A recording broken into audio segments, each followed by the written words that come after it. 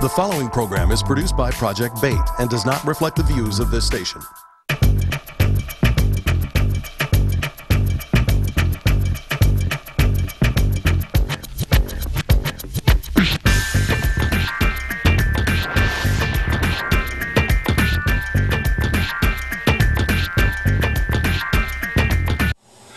This is Mark Wells, and this is part one of the Wells Report on Black leadership in the Obama era for my people.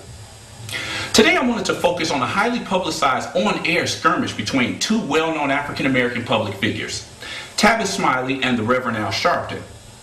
During the week ending February 27th, Smiley went on the Tom Joyner Morning Show to call into question the leadership of certain prominent African-American civil rights leaders, including Al Sharpton, NAACP President Ben Jealous, and National Urban League President Mark Morial.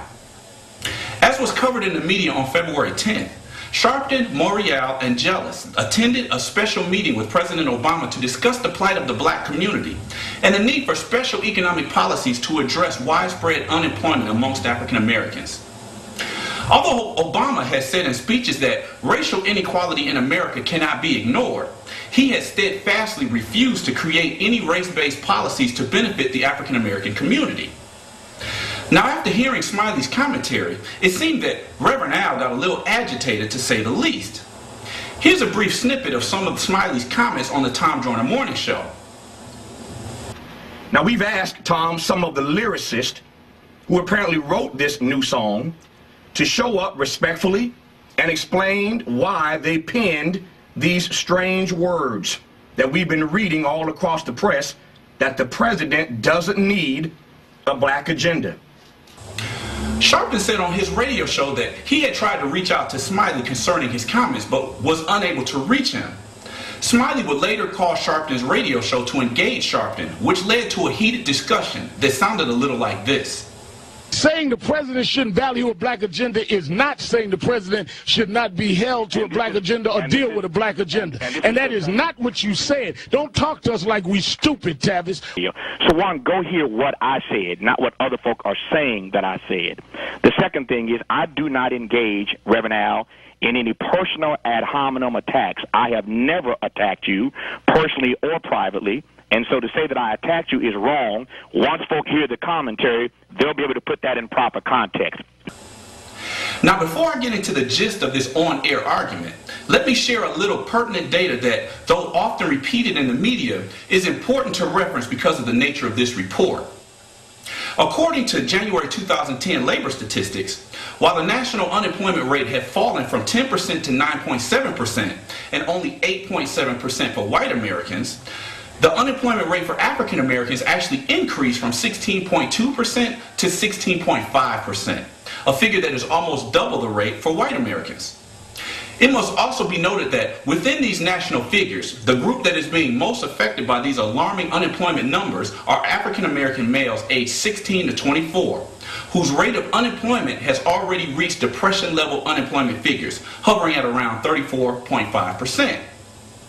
So getting back to the focus of this piece, what caused Reverend Sharpton to get so aggressive with Mr. Smiley? Well, during Smiley's commentary on Joyner's show, he questioned how those calling themselves black leaders could come out of a meeting with President Obama and suddenly say that the president doesn't need to enact a specifically black agenda in order to address devastating economic challenges in the black community. Sharpton took offense to Smiley calling him out and went into a rant saying that what he was quoted as saying didn't mean that he didn't believe Obama shouldn't have such an agenda, but rather that he shouldn't focus on it at that particular event. Okay, I'll give him that. But let me read a few quotes attributed to Ben Jealous after the meeting with Obama and Sharpton before and after the meeting. Before the meeting, Sharpton is quoted as saying, Obama is smart not to ballyhoo a black agenda. After the meeting, Sharpton was quoted as saying, we're not looking for race-based programs. Jealous, for his piece, is quoted as saying, in these times, it didn't make sense to talk about race-based initiatives and that it would make more sense to target poor areas. Now, whether Reverend Al was trying to say that Obama shouldn't blow up a specifically black agenda in the press but silently press forward with it anyway, or was saying that what he said isn't what he meant, either way, his comments and Jealous's comments show that both of them are aware that race-based policies have been demonized in the American psyche. But the issues at the root of the Smiley-Sharpton debate go much deeper than just the two of them and speak to the wider issue of black mobilization, black identity, and black representation. It entails black mobilization because I wonder how long the black masses will remain silent in reference to Obama's seemingly nonchalant manner of dealing with black poverty and unemployment. It has to do with black identity because a recent report by the Pew Research Center shows that 39% of African Americans think that black folk are better off now than 5 years ago, a 17% increase from 2007. 53% of African Americans polled also believe that the future for black folk will be better, while 44% said the future would be better back in 2007. In an economic climate in which African Americans are suffering more than any other group in the country, one has to ask, what could lead people to think this way? The obvious answer has to be the election of a black president. Thus, it appears that black folk are more optimistic about the future and disillusioned by the present simply because there is someone who looks like them in the White House. In other words, the Obama effect has been some very powerful Kool-Aid in that black folks seem to think that because one of them is in the White House, the rest of the people who don't live in the White House must be doing well too. This is a grave error in consciousness.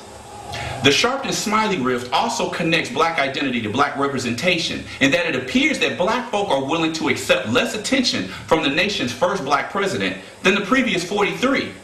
And when someone like Tavis Smiley brings some of these issues to the fore, black folks seem to be saying, stop hating on our president.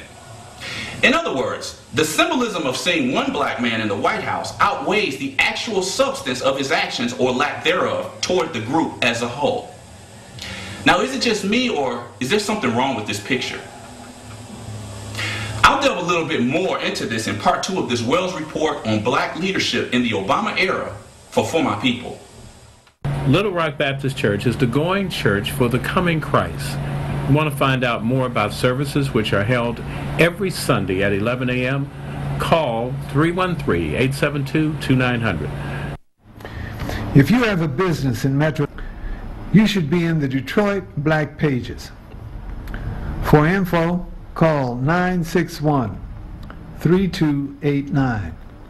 That's 961-3289.